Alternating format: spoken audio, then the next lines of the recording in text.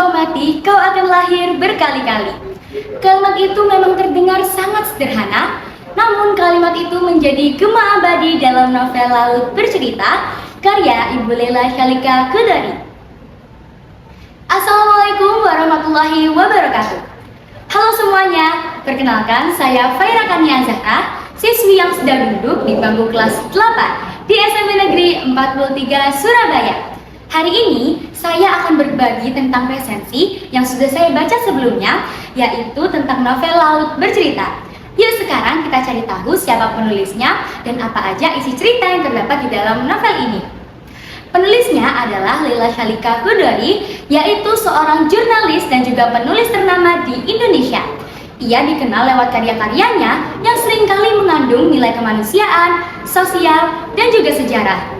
Selain novel Laut Bercerita ini, ia juga memiliki beberapa novel-novel populer lainnya, seperti Pulang ataupun 9 dari Nadira, yang dimana ketiga novel yang saya sebutkan tadi seringkali memfokuskan pada gaya penulisannya yang puitis, peka, berani, dan juga emosional.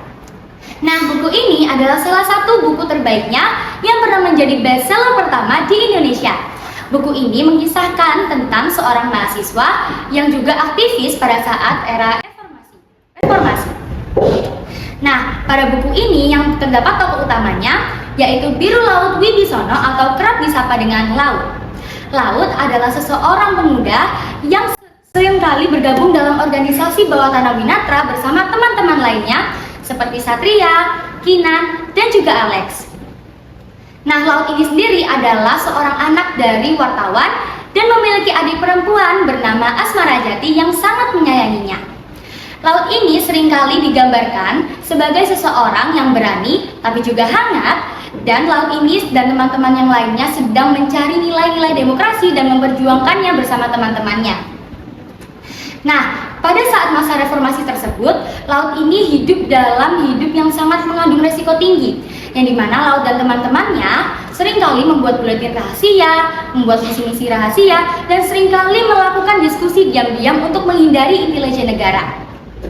Nah, akhirnya sampailah pada suatu titik yang dimana Laut dan teman-teman lainnya akhirnya ditangkap, disiksa, dan mendapatkan kekerasan politik. Tapi hal yang sangat menyayangkan dari tokoh Laut ini, Laut tiba-tiba dihilangkan tanpa jejak, tanpa aba-aba, dan tanpa jenazah. Pastinya keluarga Laut ini sangat mendalami kesedihan yang sangat mendalam. Dan khususnya pada adiknya, yaitu Asmara Jati, ia berusaha untuk mencari keberadaan kakaknya. Namun pada saat itu ia tidak bisa. Dan akhirnya pada saat Asmara Jati ini dewasa, Asmara Jati bergabung dalam organisasi untuk mencari korban yang tidak bisa dilihat atau tidak bisa dilacak pada masa itu. Namun pada saat dicari, Asmara Jati malah tidak menemukan jawaban atau tidak menemukan cahaya dan titik terangnya. Justru Asmara Jati hidup dalam misteri yang dimana tidak bisa dipecahkan Laut itu berada di mana, sama siapa, sudah ada atau sudah tidak ada. Dan pada akhirnya, buku ini membawa perenungan yang abadi pada sosok Laut Wibisono sebagai tokoh utama. Nah, untuk keunggulan pada buku ini kita bisa melihat bahwa buku ini memiliki cover yang sangat menarik, yang dimana ini seperti melihatkan biota laut, padahal tidak. Namun buku ini justru membahas tentang perjuangan, nilai demokrasi, dan juga era reformasi pada beberapa tahun yang lalu. Nah, selain itu, sang penulis yaitu Ibu Leila menulis buku ini dengan bahasa yang puitis, emosional, sehingga bisa membuat pembaca merasakan apa itu arti cinta, persahabatan, dan perjuangan seperti yang dialami oleh tokoh utamanya yaitu Biru Laut Wibisono.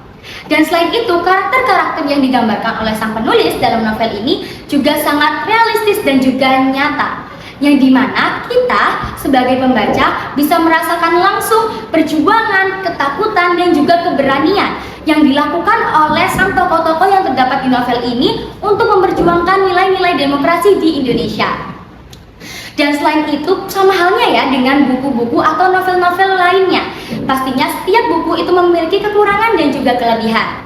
Nah, untuk kekurangan buku ini sendiri, menurut saya adalah untuk alurnya ini terlalu maju mundur, sehingga untuk pembaca yang bisa disebut dengan pemula atau masih pembaca yang masih berada di level pertengahan, itu akan sulit untuk memahami alur yang terdapat di dalam novel Laut Bercerita ini.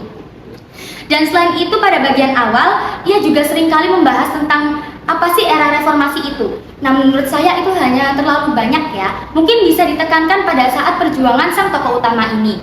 Dan selain itu, untuk kekurangan lainnya, mungkin bagi beberapa pembaca atau beberapa ulasan dari orang lain, buku ini memiliki kata-kata atau kalimat-kalimat yang terlalu emosional dan terlalu berat untuk dipahami karena diksi yang dipakai oleh sang penulis. Sehingga bisa membuat para membaca atau sebagian pembaca yang telah membaca buku ini merasa kelelahan, keberatan, dan bingung untuk memahaminya. Namun menurut saya inilah yang menjadi ciri khas dari buku Laut Bercerita ini, yang dimana buku ini sangat mengandung bahasa puitis yang sehingga bisa membuat kita sebagai pembaca bisa belajar tentang kata-kata baru yang seringkali tidak kita jumpai dalam buku-buku lainnya atau dalam novel-novel lainnya. Dan menurut saya pribadi, buku ini adalah buku yang terbaik dari semua buku yang pernah saya bahas atau pernah saya baca.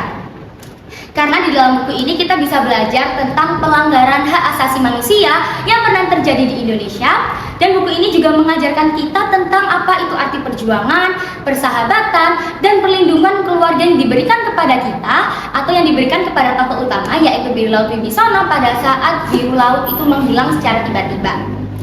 Nah, dari buku ini saya juga bisa belajar bahwa ternyata perjuangan itu, meskipun kita itu berjuang berlalah-lalahan, tapi kita tidak mendapatkan support dari keluarga, tidak mendapatkan support dari teman-teman, maka itu akan bisa menjadi hal yang mustahil pada saat kita memperjuangkannya.